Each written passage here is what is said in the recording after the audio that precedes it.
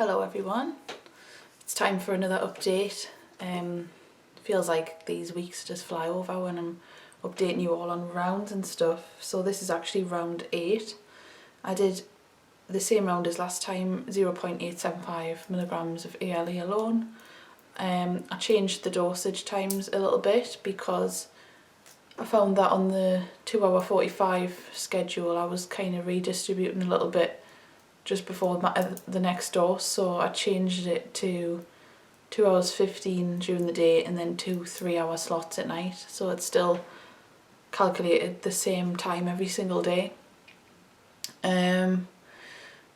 So this week's been like typically in the past a hard week for me because it's what I would call a shark week.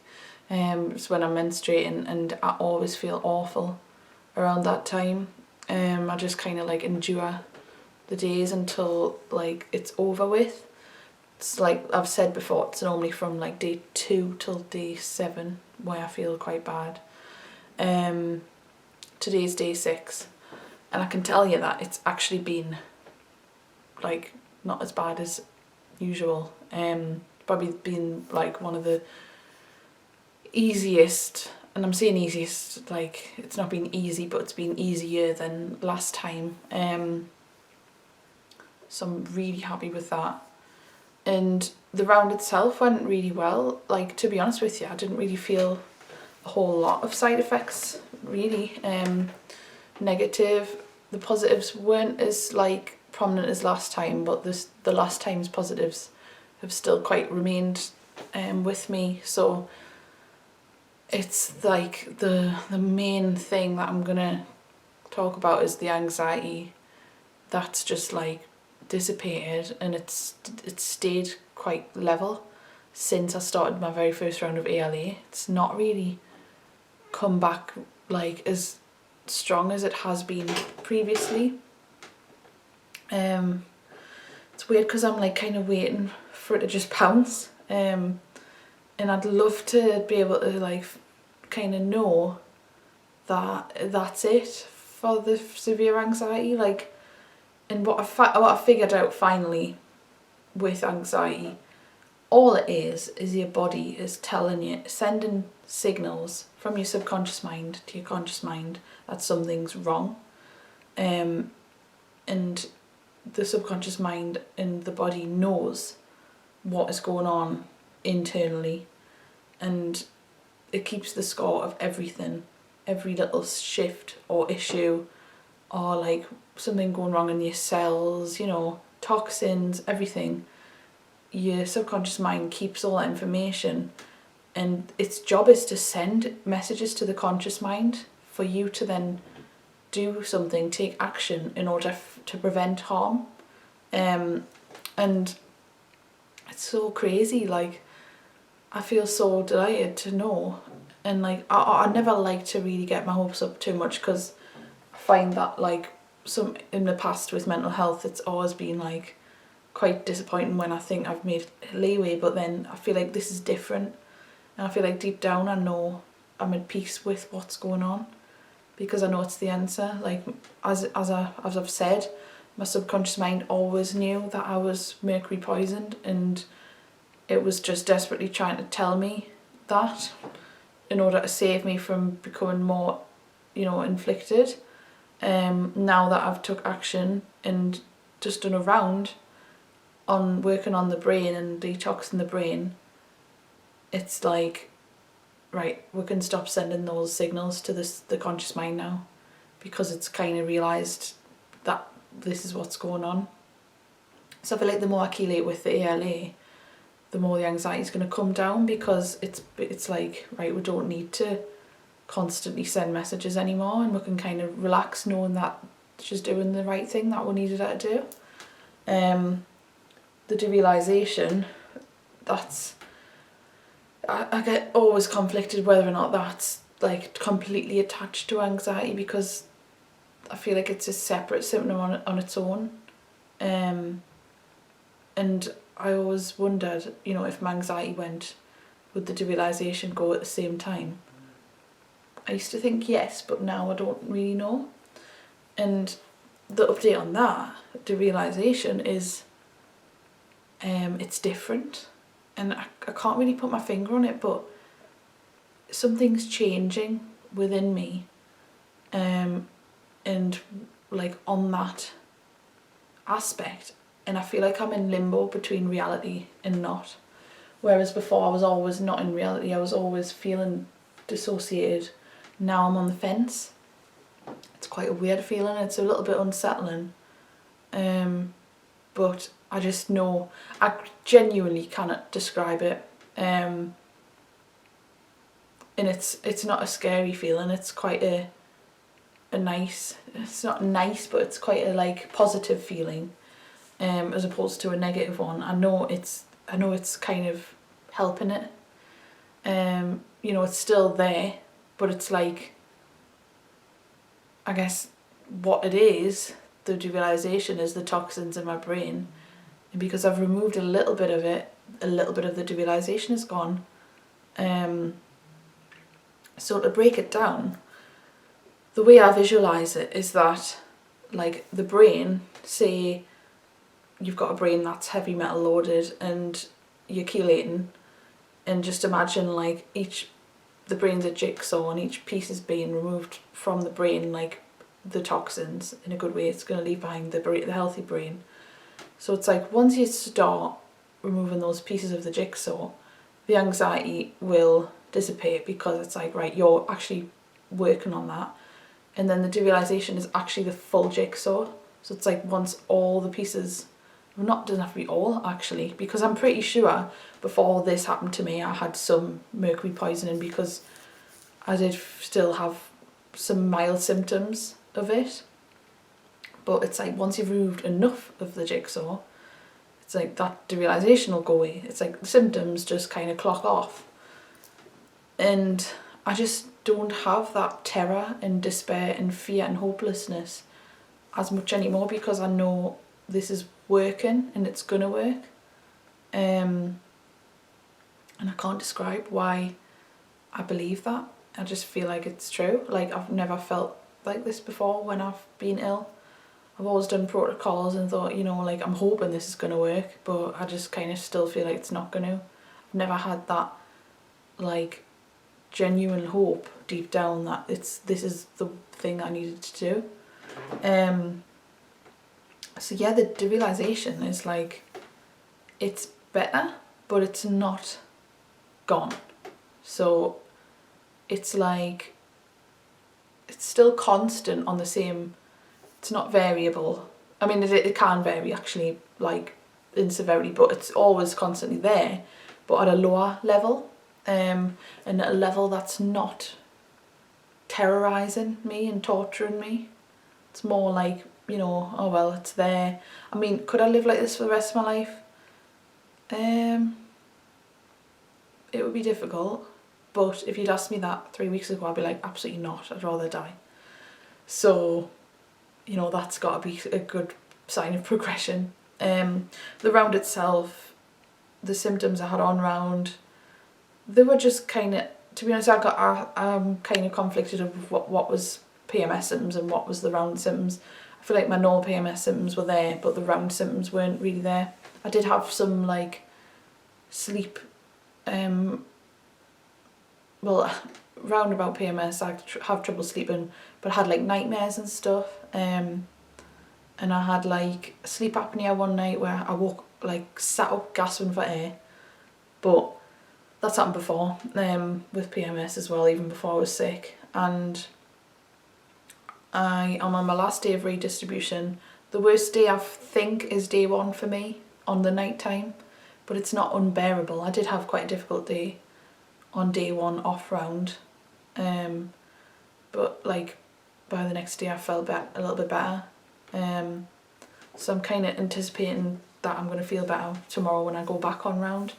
I think like it seems to be, so I'm like, say how good I feel, like say off round, like finishing the rounds here, so I kind of go like that, and then I just slowly climb a little bit and then dip a little bit more when I've been like 4 days off, because it's like the chelation's completely like flushed and gone, So like tomorrow hopefully I'll be picking back up again.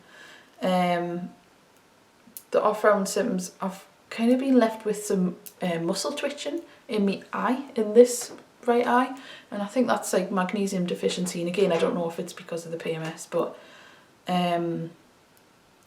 yeah, and a bit of head pressure. Tinnitus has been like quite ringy the last couple of days. Anxiety out of 10, so let's just say like Christmas time was like an 8 or a 9. At the minute it's about a 5 or a 6, so it's still kind of there, but surprisingly it's not like terrorizing me. And I feel like there's something keeping us afloat. Like whenever I get those thoughts, because I've had these thoughts for months now of like despair and just like doom, and whenever those try and creep back in, I do get a little bit of wave of like panic, but then it just slides off again. So I feel like I'm much more able to like talk myself out of severe anxiety and just kind of like mellow it out a bit. And I can't even believe I'm saying this, to be honest with you. Like I don't even believe this has done this like much of a positive effect. And even though I know it's true because I'm saying it, it's like, really? Like all these months of suffering and feeling like this, and all I had to do was around, and the anxiety's like completely reduced. Not fully, but you know, to the point where I'm able to function. Like all the things I tried and everything. I just feel so blessed. And I'll tell you what, another thing is, I was watching a programme called Afflicted on Netflix, and it follows people in America who have got mysterious illnesses, chronic illnesses. Western medicine don't know what's wrong with them, and a lot of people think that it's just mental illness as well. And I can't really comment on that because there is a lot of different people on that show, and I don't really know know them enough to say whether or not it's, you know, psychological or not. But there is a few people in there I'm like, yeah, definitely there is something wrong with them. There's a guy on there who suffers with severe derealization, and he also has like chronic fatigue syndrome. Like he has like fibromyalgia symptoms, like almost MS type thing. He finds it hard to function, get out of bed. So anyway, he was diagnosed with Lyme disease, and he done all these protocols. He didn't really get a lot better, and to be honest, the series ended of like inconclusively about him, and I was really fascinated by his journey. And at the end, he said something about heavy metal toxicity, and he said, I've found out I've got heavy metal toxicity and I've got metal in the brain. And I was like, because all the way through the series, I was like, I wish that he would just start chelation therapy with Andy Cutler and see like how hopefully, surely, much better he would feel. And I just feel so blessed to have like not went down these rabbit holes of different protocols, because I have done some things, like I've done the keto diet and I've done like candida diet, but I didn't pay like extortionate amount of money to get these treatments, like, you know, stem cells and like ozone therapy and like all these Lyme protocols and, you know, Rife machines, and yeah, they may work for some people, but I just feel like it wouldn't have probably worked for me, and I've dodged a bullet. And like I am a Christian, and I did pray the whole time, like, show me wisdom, show me the solution, like just use me and put me in the position that is going to heal me, no matter how much turmoil it's going to cause me initially. Just put me in the right position and guide us, basically. And I feel like that's kind of made me see, like, put me to the right answer very quickly. Because even if I had have like quickly realised it was mercury poisoning, there was so many protocols with that as well that could have really harmed us. like quicksilver, you know, medical medium. And I'm not saying none of those protocols don't work, but again, I feel like I was kind of protected from that. And I've saved a lot of like grief and money and time and, you know, energy and what little hope I had. Because I feel like if I had done another protocol and I would have got worse, I would have just been really depressed and like almost suicidal with it. So I just feel like I'm really blessed to have found this protocol and to like have followed it religiously, and not deviated. And I did find out today, actually, I was reading a book about detoxification, and I was reading one about a part about algae, and spirulina and chlorella, is that how you pronounce it, how it like helps with detoxification. And I already knew with Andy Cutler's protocol that you shouldn't take that because it's like a weak chelator and it'll kind of stir metals around. But I didn't put two and two together because actually when I was doing the Candida diet, I used to take, it's called Oceans Alive, and it was like a dropper of like algae. It tasted horrible. It was like the saltiest, fishiest thing ever. You just mix it in a shot of water and drink it. And I did that every day for like 2 weeks, and I remember I felt horrible around that time. And now I'm thinking, oh, it's probably had chlorella in it, and I've been probably improperly chelating. So it's just like, you know, you learn something new every day. So yeah, I think like for this round it's definitely a positive. I'm really hoping to see the same progress for each round like after. And I just think like I am healing slowly. I have been doing other things. Like I said in my other video, the update one about what I'm going to do this year. I've been like, I've done a few more things since then as well. I've been rebounding on the trampoline. It speeds up your lymphatic system. And I've been applying, I've got like frankincense oil as well. I've been putting that on my temple. I'm just covering every ground. And also I've sent away for a few more tests. Again, like this isn't essential, but I'm the type of person who wants to not leave any stone unturned. And actually it's going to really help in the future for when I'm able to like fully recover and help other people, and I can kind of like guide them through different things. So I have sent away for my thyroid to be tested because I've realised that, and this is not completely typical, it didn't surprise us, but the NHS, when they check your thyroid, they only check for like T4 and TSH, or maybe it's T3, but they don't check for like thyroid antibodies and reverse thyroid. And I've always thought I was hypothyroid, but you know, it was always normal from the GP perspective, and I thought I'm not going back to the GP because I just don't trust them. So I sent away for a proper thyroid panel. I've also sent away for another cortisol check and a hormone check and a neurotransmitter check. I think I mentioned this last time. I'm just interested to see what the results are, and like just to put a whole thing together in my head, really, just kind of like visualise what's been going on with me in a biochemistry perspective, biological perspective, and just so I know like what I'm treating and how I can treat it more optimally. I am thinking about getting a mycotoxins test for like mould and stuff in the body. This is a little bit scary for me because I have thought about what if I have mould in the house, and like people who can't make significant progress with chelation, sometimes it's because they're chelating in a house full of mould. So I can't see any in the house. The other day I spent like a few hours pulling the house apart and looking. There was like a tiny little bit in the corner of a windowsill in the spare room, which I just cleaned with vinegar, but it was literally completely insignificant.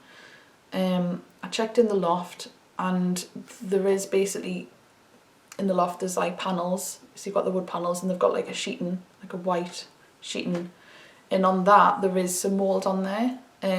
It's not like black spores, it's like a little bit darker kind of stripes and patches. It's like more damp really, but it is mould. So I was like, fuck. And when I seen it, I was like, oh my god, like, am I gonna have to move house or something? It's really not feasible.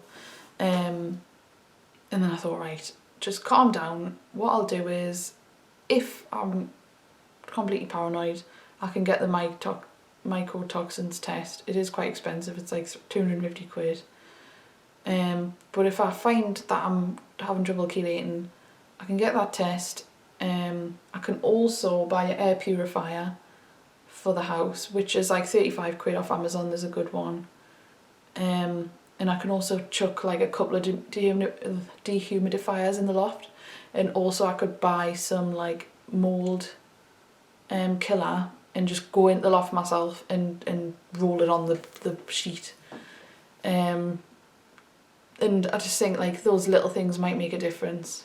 But I'm sure really that like this house in itself is okay, because in the loft I've heard that because it rises, it's not like as hazardous as if it was in the basement or in the bathroom or something. There is also a the gutter leaks at the back, so it's like the gutter's like not really attached, so it kind of spews water.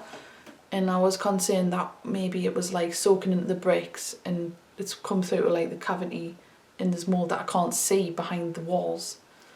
But it's like, what can I do? I can't, how am I supposed to check that? So I thought the best thing for me to do if I'm worried is get a test. But again, I'm probably going to wait that out to see how I feel in a couple of weeks, and then if I'm like still worried about it, I'll get the test. Like, you know, when your health's important and when you're concerned about something, I think it's best to just get it checked and then take it off the list. But I'm, as you can tell, I'm like leaving no stone unturned. So that's about it for the update. I'll be back next week, and I just hope that this is giving you some hope to chelate yourself, really. Like, I can just imagine like in about a year's time I'm going to look back at these videos and be like, yeah, that's like, this is the turning point of where I started getting better, and I really pray that is that. But time will tell, and you know, surely if this was a book or a TV series or a reality documentary, watching this from an outside perspective, you would probably be like, yeah, like you can tell she's on the mend. Compared to my last couple of videos. So yeah, I hope this helps, and I might post some videos during the week, but if not, I'll see you in the next update. So thanks for watching.